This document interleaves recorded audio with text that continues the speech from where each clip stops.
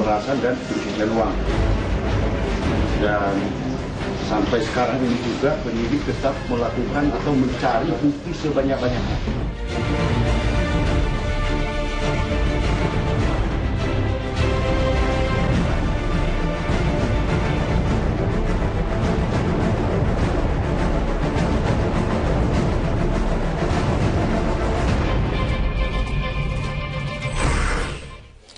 Pemirsa, polisi masih terus menyidik kasus pemerasan lewat akun Twitter Trio Macan 2000. Polisi mengatakan masih menerima sejumlah laporan terkait sepak terjang aksi pengelola akun ini. Pengelola akun ini sendiri sebelumnya sempat dilaporkan oleh sejumlah orang ke polisi.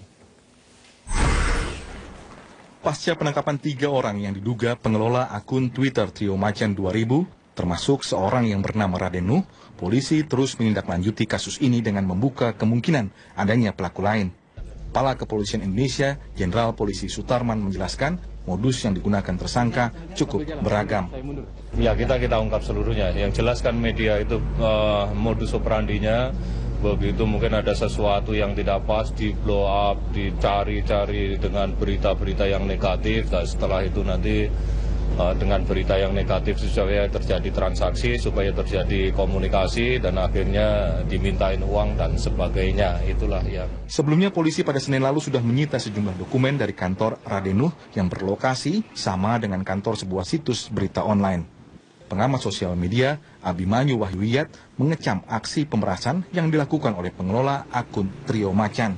Ia menilai sejumlah laporan sebelumnya sudah dilakukan oleh sejumlah orang terhadap aksi pengelola akun Trio Macan 2000. Itu karena hal itu sudah tidak patut sekali. Mau dilakukan oleh apapun yang namanya pemerasan itu tidak patut. Apalagi ini suatu pemerasan digital, di mana pada saat seseorang sudah membayar apapun, berapapun nilai yang sudah diperas, datanya masih di sana. Seseorang lain bisa lagi tetap melakukan pengungkapan, dan yang bersangkutan bisa mengganti ID, kemudian melakukan pemerasan lagi. Itu akan kejahatan dan terus. Sejumlah nama seperti mantan Jaksa Agung Muda Pengawas Marwan Effendi dan juga mantan Menteri Koperasi dan UKM Syarif Hasan serta mantan Kepala BNP 2 TKI Jumhur Hidayat pernah mempersoalkan cuitan Trio Macan dan meneruskannya ke polisi. Namun kasus Trio Macan baru ditindaklanjuti setelah polisi menangkap Edi Syahputra serta 2 rekannya, Raden Nuh dan Hari Kusharyono, dengan barang bukti berupa uang suap sebesar 50 juta rupiah dalam kasus pemerasan terhadap petinggi PT Telkom berinisial AP. Tim Liputan Metro TV. Polisi telah menetapkan 3 tersangka dalam kasus pemerasan lewat akun Twitter Trio Macan. Bagaimana modus pemerasan lewat akun yang kontroversial selama ini, dan apakah ini hanya berhenti di pemerasan semata atau dimanfaatkan juga untuk kepentingan yang bersifat politis? Kami akan mengulasnya kali ini dengan Ulin Yusron, wartawan senior. Selamat malam, Mas Ulin. Selamat malam, Mas. Ada kemudian AKBP Hilarius Duha, Kepala Subdirektorat Cybercrime Ditkrimsus Polda Metro Jaya. Selamat malam, Selamat malam, Duha. Kemudian ada Umar Syadat Hasibuan. Ini merupakan staf ahli mantan Mendagri Gamawan Fauzi yang juga merupakan korban pemukulan admin Trio Macan gitu ya. Selamat malam, Bang Umar. Kemudian ada Jumhur Hidayat, mantan Kepala BNP 2 TKI. Ini juga korban akun Trio Macan. Selamat malam, Pak Jumhur. Baik, kita akan mengulas tentang akun yang kontroversial selama ini dan bagaimana perkembangan penyidikannya. Tapi kita akan lihat terlebih dahulu wawancara Prita Laura dengan tersangka Raden Nuh yang merupakan admin dari akun Trio Macan 2000. Berikut ini. Saya berada di Diskrimsus Cyber Polda Metro Jaya bersama dengan Bang Raden Nuh di sini. Ya, Raden Nuh. Saat ini sebagai tersangka kasus pemerasan. Pemerasan, pencemaran nama baik, dan pencucian uang. Nah, yang juga lebih menariknya adalah apakah benar Abang adalah wajah sesungguhnya dari akun Trio Macan? Tidak, saya dulu pernah menjadi pendiri dan jadi admin akun Trio Macan sampai dengan 2011. 2012 masih, sampai ibu saya meninggal, saya lupa itu waktu yang setelah sakit. Ibu saya meninggal, setelah itu saya berhenti menjadi admin Trio Macan. 2000 ya. Terus kemudian kalau sekarang ini kan banyak tuh yang admin-admin lain yang namanya ada admin Trio Macan 2000. Ada sekitar berapa ya? Itu, ada sekitar 8 portal dan juga 5 Twitter yang berhubungan. Enggak, itu enggak ada sama sekali, enggak ada kaitan sama saya lagi itu. Twitter itu tidak ada Tidak ada kaitannya kaitan, dengan ada Trio Macan. hubungannya sama Trio Macan 2000 dulu, yang dulu ya. Jadi Karena Anda mengakui pendiri dan sempat menjadi ya, admin, sempat admin, jadi ya? admin saya itu sekitar 1 tahun 10 bulan itu. 2012. Siapa sekarang pemegang akun Trio Macan? Nggak tahu. Masa nggak tahu? Nggak tahu. Sebagai pendiri Anda nggak tahu? Nggak tahu. Kalau dulu waktu tahun 2012, saya pernah tahu Abang dalam satu interview mengatakan bahwa Trio Macan ini adalah satu jaringan, Ya, gitu betul, ya. betul. Di dalamnya itu ada staf khusus menteri, kemudian ada pensiunan polisi, ada jenderal, ada pengurus partai, ada bais, ada bin, ada anggota DPR. Begini, Benar begitu? Indo bukan ada di dalamnya, tetapi kita itu punya jaringan itu kepada pejabat-pejabat, baik yang aktif maupun yang non aktif, yang sudah pensiun maksudnya. Jadi itu bisa merupakan narasumber, bisa juga tempat kita sharing, bisa juga merupakan orang yang kita minta tolongin, misalnya apabila ada suatu masalah atau suatu kasus tertentu gitu.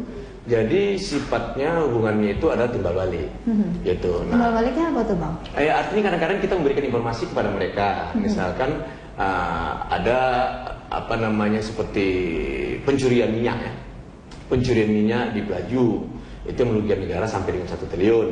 Kemudian ada pencurian minyak di Banyuwangi. Nah, itu Abang memberikan informasi. Memberikan informasi. Nah, bagian dari para pensiunan polisi, jenderal, dan yang aktif polisi juga. dan juga Yang ini aktif. bagiannya mereka apa memberikan apa ke Abang? Kalau yang untuk yang aktif, kita minta itu di follow up. Nah, Oke. misalnya untuk kasus yang di Pelaju, dulu kan kita langsung melaporkan kepada Setkap ya. Jadi mereka menyediakan data juga buat Abang?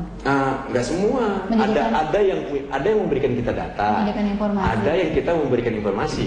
Ya. Jadi sifatnya itu adalah Timbal balik seperti itu ya. Nah. Ada yang kita minta tolongin mereka untuk menyelesaikan kasus. Gitu. Nah, contohnya seperti tadi tuh, yang paling ingat saya itu yang di Pelaju yang 1 triliun ya. Itu kan ketika dilaporkan oleh Trio Macan kepada pihak yang terkait gitu.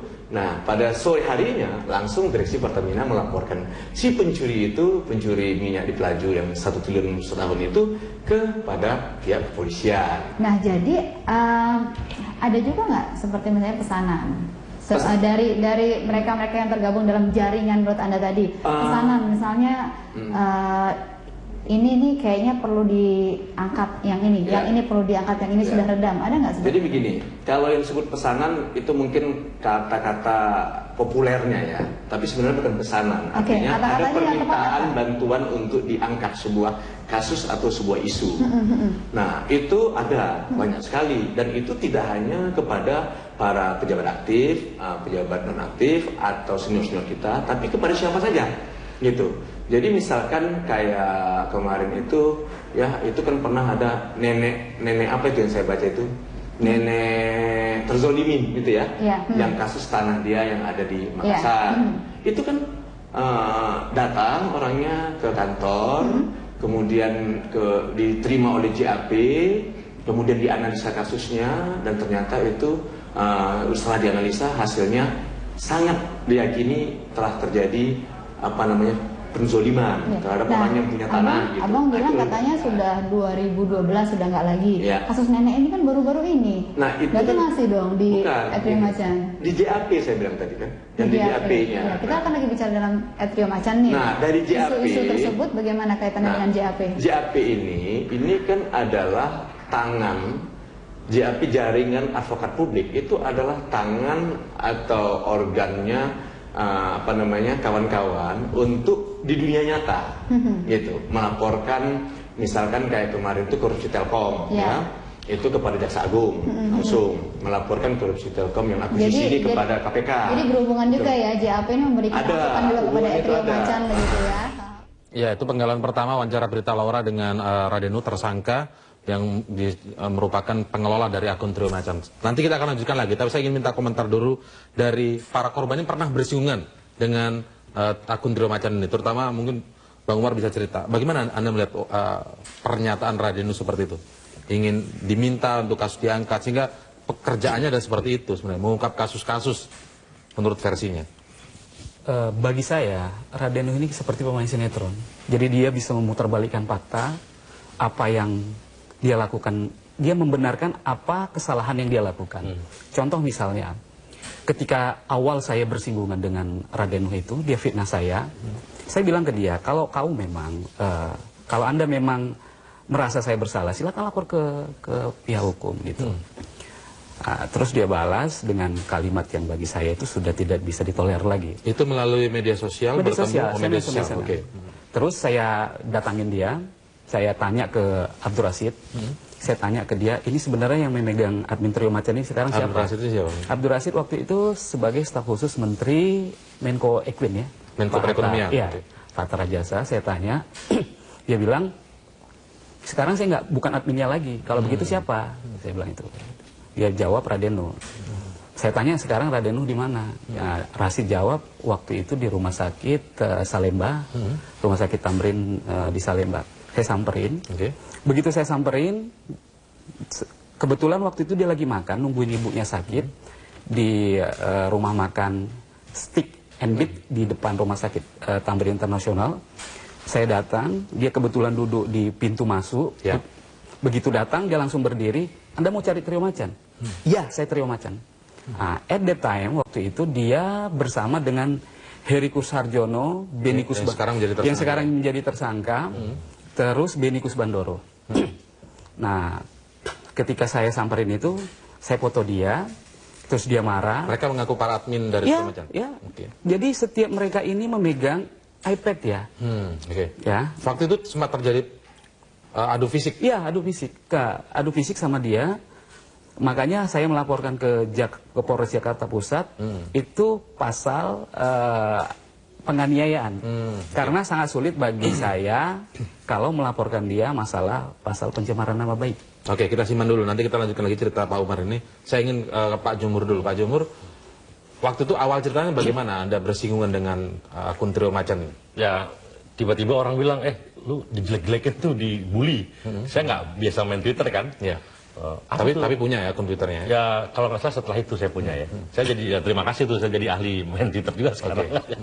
Dibully, saya coba baca kan, memang pengarang bebas gitu loh. Fitnah maksudnya? Fitnah, ngarang seenaknya gitu ya. Aduh, sampai soal perempuan, saya dibayar sama pengusaha 3 juta perempuan. Kalau versinya tadi diwawancara Prita Laura, ingin mengungkap kasus? Yang saya rasa kasus yang diungkap, Petro TV juga banyak mengungkap, akhirnya orang masuk penjara. Semua koran-koran itu kan cuma menjustifikasi saja menurut saya. Hanya justifikasi ya? Iya, seolah pahlawan. Enggak lah, itu kasus-kasus banyak di media besar, baru kemudian orang giring kan kayak gitu. Jadi ya kayak psikopat sih menurut saya. Apa langkah hukum waktu itu yang Anda tempuh? Saya lapor Pak ke Mabes ya, kalau waktu itu saya lapor. Ya terus ya memang pada waktu itu susah nyari yang namanya ngejar akun itu susah gitu loh. Jadi ya saya senang sekali kejadian ini gitu loh. Jadi kalau itu bisa terungkap. Jadi memang terbukti bahwa ini tidak benar nih akun ini. Jahat buat saya. Jahat, baik. Jahat. Nanti kita akan tanyakan karena Mas Ulin Yusron pernah punya liputan investigasinya sebenarnya soal akun ini begitu. Mas Ulin nanti akan cerita banyak. Tetaplah bersama kami mirsa di Prime Time News.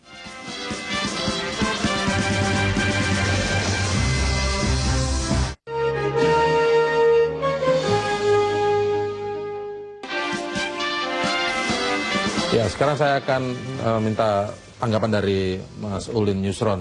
Mas Ulin pernah membuat liputan investigasi soal akun Twitter Trio Macan karena memang waktu itu memang sangat kontroversial. Apa hasil temuan Anda? Tapi sebelumnya mungkin bisa ceritakan, mengapa kok tiba-tiba ingin menginvestigasi akun ini? Sebetulnya nggak sengaja atau ada niatan khusus ya, tapi karena tergugah keadaan di mana orang cari uang susah gitu. Ya. Tapi ada orang di sisi lain cari uang hanya dengan modal 140 karakter, dapat uang ratusan bahkan miliaran. Itu tidak adil itu. Dengan memfitnah, dengan membuli, dan menebar kebencian, dia dapat uang cukup banyak. Masa itu dibiarkan terus? Lalu perjalanan waktu ketemu dengan puzzle-puzzle kisah gitu. Karena sebenarnya Raden Nuh ini kan di kalangan aktivis juga dikenal. Aktivis Medan datang ke Jakarta, dan dia banyak bersinggungan dengan beberapa kawan, dan banyak cerita interaksi mereka. Dari situ kemudian puzzle terkumpul bahwa ternyata dia memainkan spin, framing sebuah isu gitu, berlindung dibalik kebebasan berekspresi, tapi kemudian menguangkan, monetizing. Menguangkan, monetizing. Waktu itu kemudian saya investigasi, ketemu dengan Jokowi di Solo, ketemu dengan Ahok di Jakarta, dan saya tanya apakah benar bahwa Trio Macan atau akun eksekutif atau marketingnya ketemu dengan mereka. Dan benar, mereka meminta uang. Dan cocok dengan kronologis bahwa di putaran pertama mereka menjunjung Jokowi, menghina Foke, dan di putaran kedua sebaliknya dia ini konteks pilkada DKI ya? Okay. Memuji-muji Foke dan menghina Jokowi dan siap makan tai kuda kalau sampai Jokowi menang. Oh gitu. Hari ini tidak dibuktikan makan tai kuda. Ketika Pilpres sama, dia bersumpah dia akan tutup akun dan dia akan pindah warga negara kalau Jokowi menang. Dan Jokowi menang hari ini. Dan dia tidak membuktikan. Jadi ini akun yang membual, membuli dan menipu banyak orang. Yang paling penting sebenarnya dari pengakuan Radeno tadi di wawancara dengan berita adalah harus dikejar siapa pihak yang pernah memakai jasa Trio Macan. Foke berarti pakai. Entah Foke-nya atau tim suksesnya. Yang kedua di Pilpres, Prabowo Hatta jelas pakai. Makanya aneh ketika Syarifudin Hasan melapor ke Polda karena bulian Trio Macan dan dia nggak tahu siapa Trio Macan. Padahal orang Demokrat DKI dengan mudah cari Trio Macan. Mereka sharing info, menentukan strategi taktik untuk membuli Jokowi di Pilgub. Jadi dia memang masuk sampai ke ranah politis, jadi bukan sekedar pemerasan kriminal begitu? Enggak. Sampai untuk hal-hal seperti itu? Modusnya kalau dua, Mas. Modusnya adalah aktif memarketingkan akun Twitter atau pasif karena menerima pesanan. Aktif adalah dia dalam rangka marketing, dia dapat informasi, kemudian dikuliti di Twitter, lalu diuar atau didistribusikan oleh media-media mainstream, media-media online yang menjadi bagian dari jejaring Trio Macan. Kemudian ada AE atau marketing yang ketemu dengan adminnya, menawarkan jasa, kami akan diam tapi bayar dengan sejumlah uang, atau kami akan lanjutkan terus. Gitu. Dan yang kedua dipakai orang lain, yang punya kepentingan terhadap bisnis, terhadap politik, atau kepentingan-kepentingan lain. Tapi kalau selama Anda yang hasil dari investigasi Anda itu, tweet atau kicauan dari akun Trio Macan ini kira-kira datanya memang benar atau enggak? Karena kalau orang diperas kemudian takut dan mau membayar, berarti yang dibicarakan benar. Ada dua hal. Misalnya dalam kasus Telkom aja, soal 40 lipat penjualan Mitratel ke Tower Bersama, yang diduga ada kasus korupsi, itu soal lain. Tapi menebar kebencian, melakukan pemerasan, itu soal lain juga. Kemudian menguangkan itu? Menguangkan itu soal lain, hal yang terpisah. Kalau yang kasus korupsi, harus didorong, aparat harus bertindak, KPK, polisi, jaksa, gitu. Tapi yang ini, menebar kebencian, ini nggak bisa dibiarkan gitu. Juga tidak bisa dibenarkan juga. Dia telah memperkosa. Sekali lagi, saya ulangi di dialog yang kemarin juga, memperkosa media sosial. Media sosial ini kan harusnya menjadi pengontrol. Tapi sama Trio Macan dipakai untuk memperkaya diri sendiri. Dan itu semua akhirnya yang namanya anonimitas di dalam dunia maya memang ada. Faktanya memang dipakai untuk karena ada ketakutan orang untuk bicara itu. Dan sekarang semua akun anonim dianggap kelasnya sama-sama Trio Macan. Ya kan? Nah, sekarang pemerintah mau menertibkan anonimitas. Nggak bisa, karena sosial media itu kan equal to equal. Semua orang bebas itu. Jadi pada akhirnya merugikan banyak pihak juga gitu. Jadi dia merugikan demokrasi digital yang sebenarnya kita upayakan agar itu menjadi bagian dari kontrol pemerintah. Bagian dari kontrol sosial gitu. Yang menarik dari Mas Ulin tadi juga salah satunya adalah tentang harus diusut pihak-pihak yang pernah memakai jasa akun ini begitu ya. Nah ini saya kebetulan ada Pak Hilarius nih, pas nih, langsung kita tanyakan. Sejauh ini proses penyidikannya seperti apa Pak? Apakah memang hanya berhenti di 3 nama ini saja, ditunjukkan kepada publik sudah ada loh penindakan terhadap aku yang selama ini bermasalah, atau memang ada niat baik untuk sampai terus membongkar siapa nama-nama besar, tokoh-tokoh besar? Kalau sampai ini soal politik tidak hanya pemerasan saja, berarti ada yang berkepentingan besar juga Pak di situ. Sejauh mana penyidikan ini Pak? Baik, yang paling pertama dulu ini persoalan penegakan hukum. Ya, kalau kembali kita ke penegakan hukum, tentu kan aturan juga ada. Awal juga saya tidak berbicara dengan Trio Macan bahwa ini Trio Macan segala macam. Berawal daripada pemerasan. Dan saya melihat pada saat ini terjadi pemerasan dengan LP yang sudah sebelumnya sudah ada, ya akhirnya kita lakukan penangkapan. Ya, mulai berdengung ini bahwa ini persoalan Trio Macan, saya katakan kita akan buktikan dulu. Tapi yang saya paling pertama adalah soal pemerasannya. Sudah melanggar pidana. Jadi menurut Anda masih belum belum terbukti ada kaitannya dengan akun? Saya pada saat itu tidak melihat itu. Oh, hanya ada laporan. Hanya ada laporan. Nama Dan ini melakukan setelah pemerasan. itu terjadi transaksi pemerasan, ya saya tangkap tangan. Akhirnya berjalan waktu, ada laporan lagi dalam modus yang sama. Oke. Ya, dalam modus yang sama, akhirnya kita lakukan penangkapan lagi. Tapi laporan ini kan masuk ke unit cybercrime, Pak. Artinya memang terkait dengan sebuah akun media sosial misalnya, bukan sekedar pemerasan umum. Iya. Betul. Tapi Artinya mereka kan memang bercerita melalui SMS. Oke. Ya, ada beberapa kata-kata yang dimasukkan di SMS. Ya, SMS-nya itu ada kan nomor teleponnya di dalam. Ya. Nah, ini berawal dari itu mengapa harus masuk ke cyber. Ini kan masalah teknologi. Jadi SMS ya, berangkatnya SMS bukan dari media sosial itu ya? Ya, dari SMS dulu. Nah, setelah kita melakukan ini soal penegakan hukum, ya, dan sampai sekarang ini memang kita sedang terus-menerus mendalami. Ya. Artinya bahwa kalau tadi pertanyaan itu apakah ini bisa berkembang, memungkinkan untuk bisa berkembang. Memungkinkan, sejauh mana kemungkinan itu kira-kira? Nah, setelah kita melakukan nanti penyidikan ini, mencari fakta-fakta, ya, bukti-bukti semua, ini kan masalah forensik. Oke. Ini kan masalah elektronik. Tentu memang harus memakan waktu. Pak, sejauh ini memang dalam proses penyidikan sudah mengakui tidak dia adalah admin dari akun Trio Macan 2000 atau TM Macan 2000 back? Ya, dia pernah mengatakan begini. 2011 dia pendiri Trio Macan. Tapi setelah itu, karena ada dulu LP yang sebelumnya pada saat 2013. Setelah itu adminnya dia sebarkan kepada umum. Adminnya disebarkan keterangan dia. Orang. Ya, kepada umum. Persoalannya kan kita buktikan dulu ini. Apa betul admin itu masuk ke umum? Ya, itu nanti hasil dari forensik.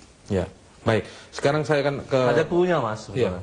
Sebenarnya ada clue dari wawancara sama Pita tadi. Dua kasus yang disebut adalah kasus di Mayuwangi dan kasus di Pelaju, kasus minyak. Coba nanti dicek di tip story atau di googling gitu. Itu tentang waktu kicauan soal itu tahun berapa? Ya. Apakah di bawah 2011 ataukah di atas 2011?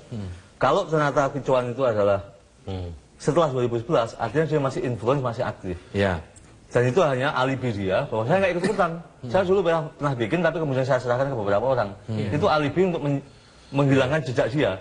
Padahal dia masih aktif, masih mengelola, dan itu terbukti ada kasus pemerasan yang ditangkap sama polisi. Kalau nggak, polisi nggak mungkin bertindak menangkap orang tanpa ada kesalahan hukum. Iya. Clue berikutnya ada lagi. Waktu Edi Saputra ditangkap, Trio Macan masih berkicau. Ya. Tapi begitu Raden Nur ditangkap, sekarang berhenti. Berhenti. Nah, itu clue bukan itu, Pak? Iya, berhenti, Pak. Itu berhenti ya. Bagaimana, Pak Uduh? Ya, memang seperti itu adanya. Ya, tapi kan saya mengatakan saya belum bisa menyampaikan bahwa itulah yang punya. Tapi memang kenyataannya bahwa setelah kita mengambil sekian orang, sekian banyak ini, ya, langsung berhenti. Ya, tapi bukan saya katakan bahwa mereka yang punya. Tentu kan kita sudah sita, ya, CPU-nya 2, ya, terus laptopnya, handphonenya. Ini kan memakan waktu untuk melakukan forensik. Begini Pak, bukti Raden Nuh sebagai admin Trio Macan itu sebenarnya lengkap. Kalau Bapak mau telisik ke Polres Jakarta Pusat, ketika kami dikonfrontir, itu kita direkam dengan handycam ya, videocam, dan di situ dia mengakui bahwa dialah admin Trio Macan dan yang pemilik Trio Macan. Satu tahun? Tahun 2012. 2012 itu kejadian bulan Juni sampai ke 2013 masih dia. Karena gaya bahasa Raden Nuh ini kita sangat tahu lah karena kita aktif di dunia Twitter ya. Jadi kalau dia tidak mengaku sebagai admin Trio Macan, Bapak silahkan datang ke Polres Jakarta Pusat, minta ke Kapolres, di situ kita direkam ketika selesai kita diperiksa, kita konfrontir dan itu konfrontirnya hampir ada 6 jam. Bapak silahkan tanya ke sana sebagai bukti valid bahwa merekalah pemilik admin Trio Macan. Jadi sebenarnya apakah ini sudah cukup jelas sebenarnya Pak Hilarius? Nanti kita akan melanjutkan lagi, tetaplah bersama kami pemirsa. Prime Time News di segmen selanjutnya akan menghadirkan kembali wawancara Prita Laura dengan tersangka Raden Nuh.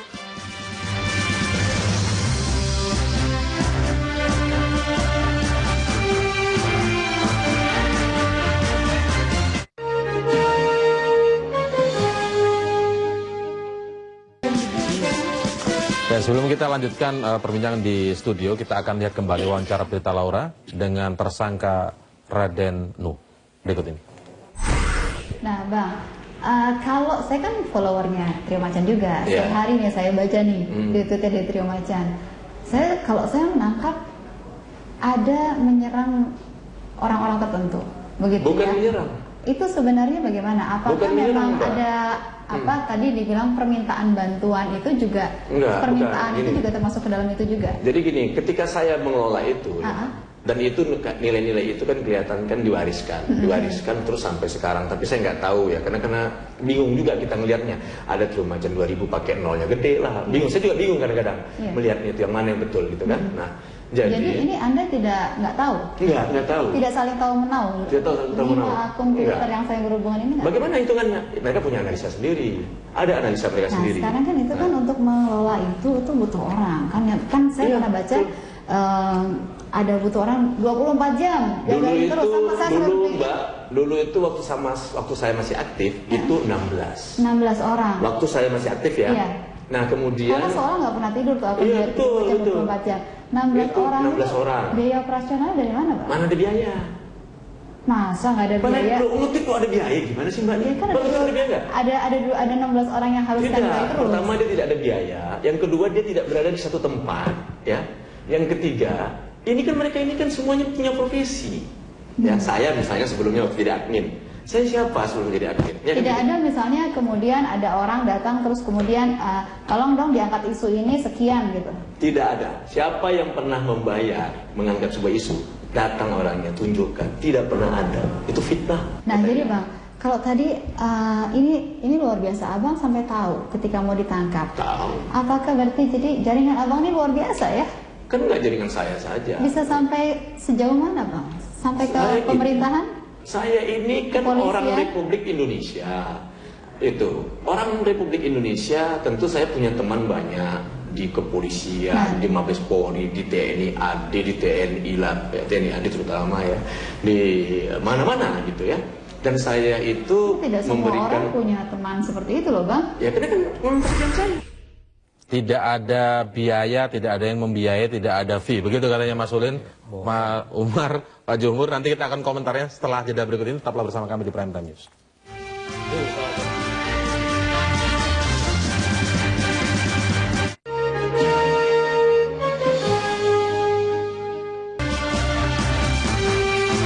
Ya, setelah kita simak tadi wawancara kedua Berita Laura dengan tersangka Raden Nuh, saya minta tanggapan dari para korbannya terlebih dahulu ini. Bagaimana? Disebutkan tidak ada biaya. Ini memang hanya memfollow up kasus, memblow up kasus yang tidak muncul ke permukaan, tidak ada di media-media mainstream begitu istilahnya. Itu bohong.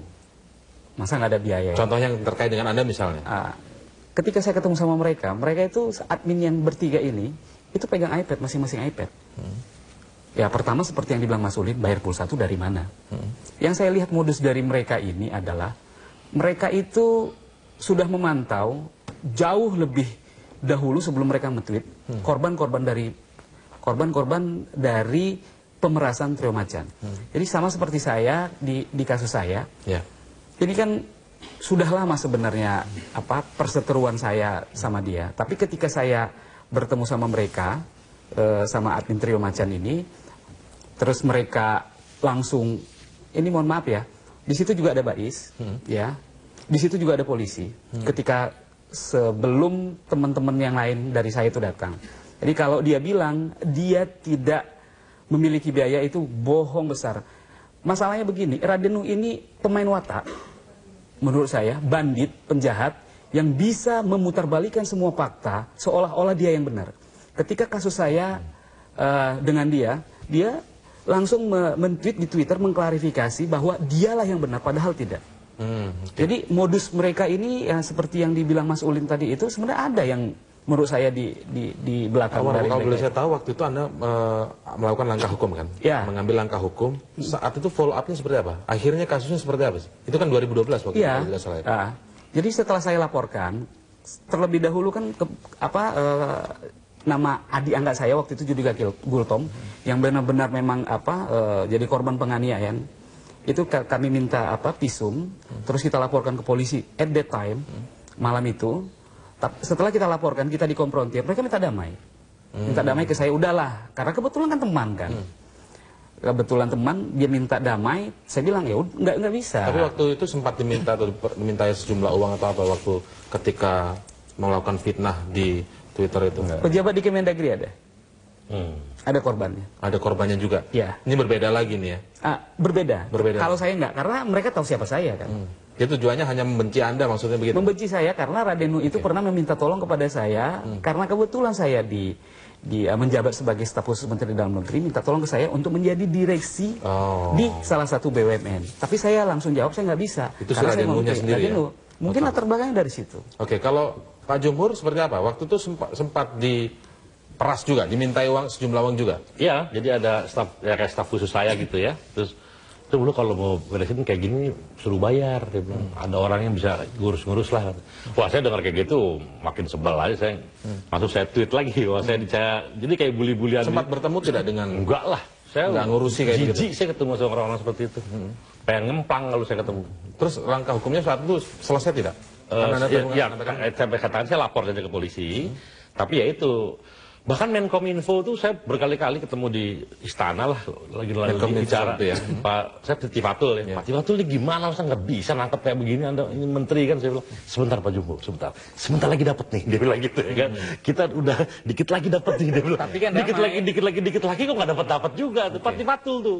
Anda sempat mendorong kepolisian untuk segera menyelesaikan itu tidak waktu? Iya, tapi alasannya memang susah nangkep.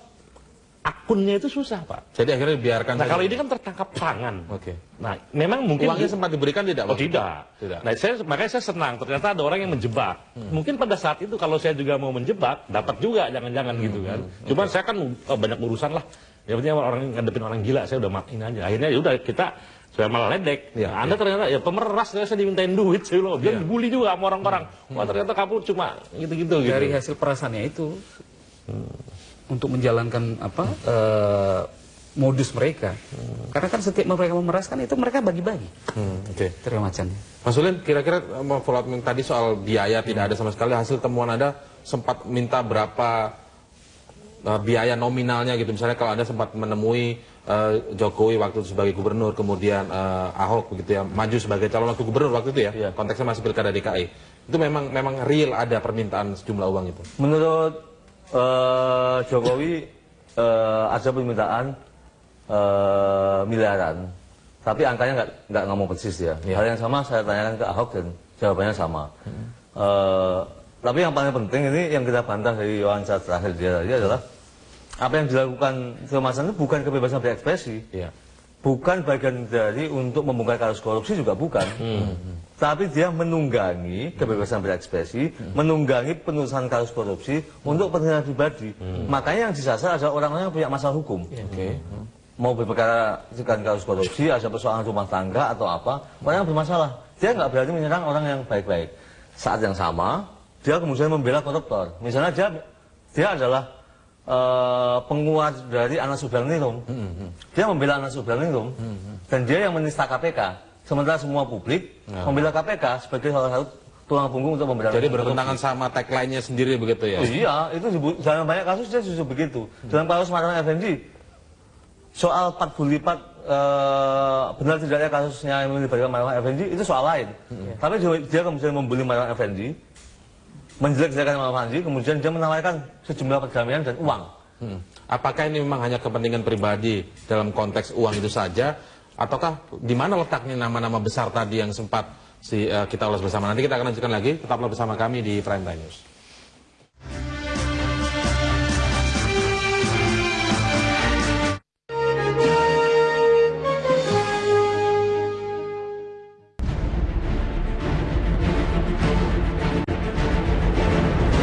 Pemerasan dan pencucian uang. Dan sampai sekarang ini juga penyidik tetap melakukan atau mencari bukti sebanyak-banyaknya.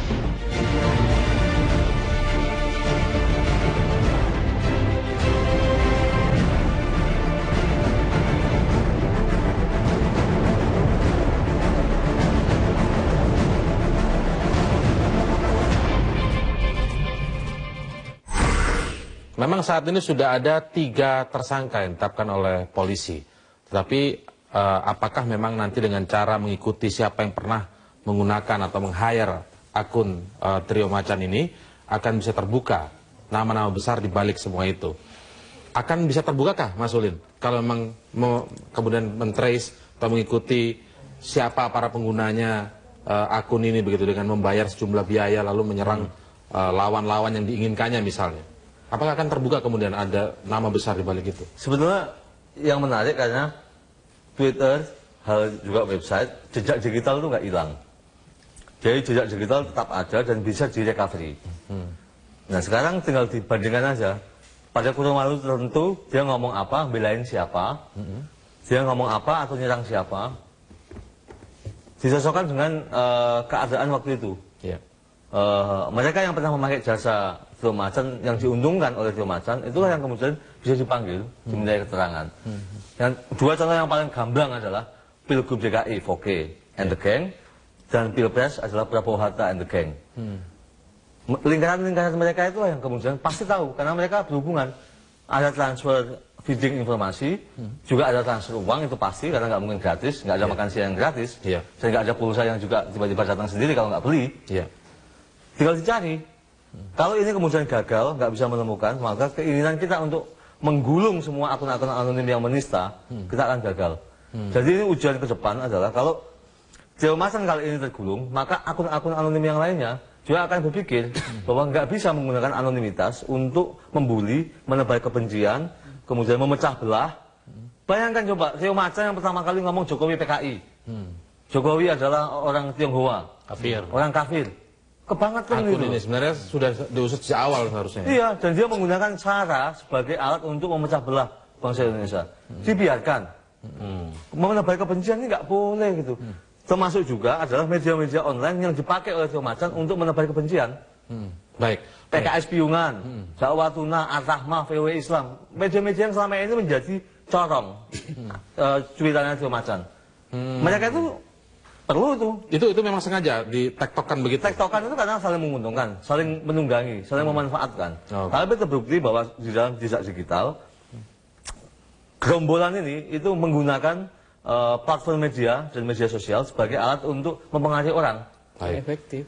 Baik. Sekarang kalau Pak Jumhur begitu, Pak Jumhur, waktu itu Anda merasa tidak ketika dibully lewat Twitter atau media sosial itu sadar bahwa ini titipan lawan Anda, nggak tahu siapa itu misalnya yang berseberangan dengan Anda misalnya? Oh pasti. Jadi kan gini, makanya itu jahatnya kenapa? Yang dilarang agama itu ada di situ semua. Iri, dengki, fitnah. Itu ada semua kan dilarang, bohong, kan dilarang semua tuh. Jadi jahat gitu. Nah tapi sudah ketemu belum? Karena kalau dilihat dari akun ini memang hanya di-hire misalnya sadar Anda sampai hari ini saya nggak kenal sama orang itu.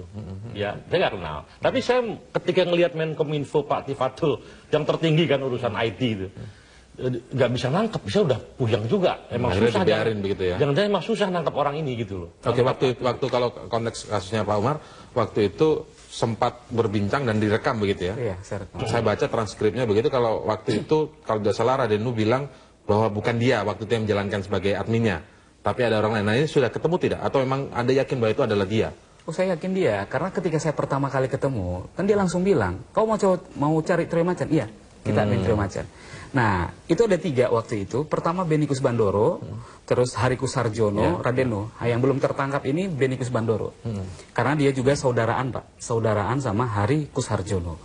Jadi kalau misalnya mereka mengaku, Radeno sampai saat ini dia bilang sudah berhenti dari admin Trio Macan, itu bagi saya itu bohong. Karena memang di rekaman itu belum masuk rekaman karena di awal sebelum saya rekam dia mengaku itu. Tapi dia jelaskan dengan gamblang siapa-siapa aja admin dari akun Trio Macan. Kalau dia bilang tadi ke Prita Laura itu 16, kalau pengakuan sebelum saya rekam itu ada 21. 21. Jadi mereka tersebar berbicara dengan Anda. Iya, mereka tersebar, ada di Medan pengakuan dia ke saya, ada di Jogja, ada di Surabaya, Semarang, dan ada di Jakarta. Makanya dia waktu itu ada sebut namanya Pinem dan lain sebagainya. Jadi setiap mereka itu memegang iPad. Baik, sekarang saya minta terakhir ke Pak Duha begitu. Pak Duha, kalau Anda melihat artinya akan seperti apa? Apakah memang akan seperti kata Mas Ulin, men-trace itu siapa pengguna-pengguna yang pernah menggunakan akun Trio Macan ini untuk mengungkap yang lebih besar, atau bagaimana konstruksinya nanti Pak? Ya, masalah penegakan hukum kan saya katakan tadi, untuk mencari bukti-bukti atau fakta-fakta sebanyak-banyaknya kita punya kesempatan, yaitu untuk melakukan forensik. Ya, apalagi ada barang-barang. Kalau letak TPPU-nya di mana? Kan dikenakan juga ke. Ya, selain daripada forensik ada TPPU.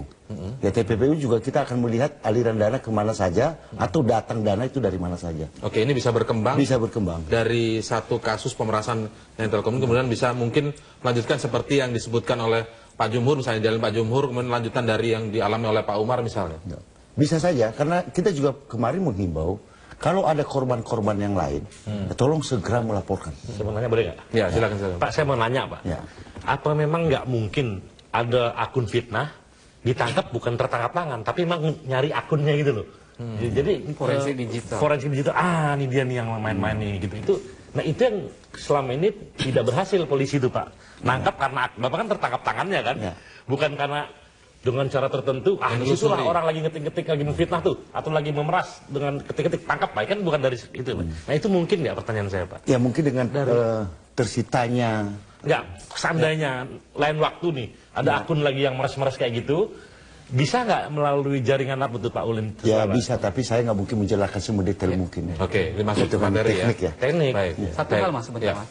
Saya sebagai pribadi ya, korban dari Trio Macan, saya mengucapkan apresiasi kepada polisi atas kerjasama ini. Mudah-mudahan ke depan, seperti yang dibilang Mas Ulin tadi, akun-akun anonim ini lebih ditertibkan karena mereka